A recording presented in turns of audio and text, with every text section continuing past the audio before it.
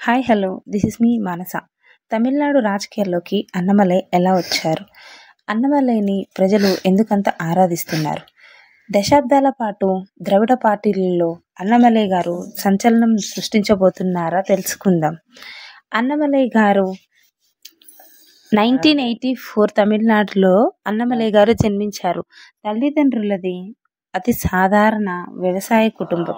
తల్లి పరమేశ్వరి, తండ్రి కుప్పుస్వామి. వీరికి ఏకైక సంతానం అన్నమలై గారు.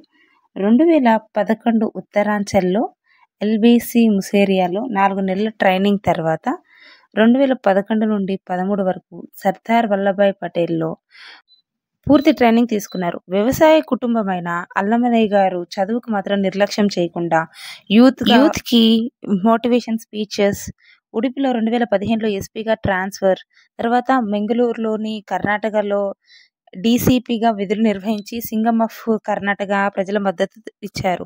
ఇక బీజేపీ పార్టీలో జాయిన్ అయిన అన్నమలై గారికి పూర్తి సహకారం అందింది నరేంద్ర మోడీ గారిచే.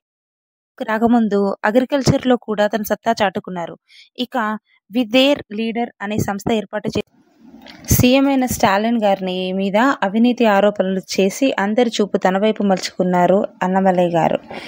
ఇక ఈ రానున్న ఎలక్షన్లో తమిళనాడు రాజకీయం ఎటువైపు వెళ్తుందో వేచి చూడండి. All the best for Annamalai sir.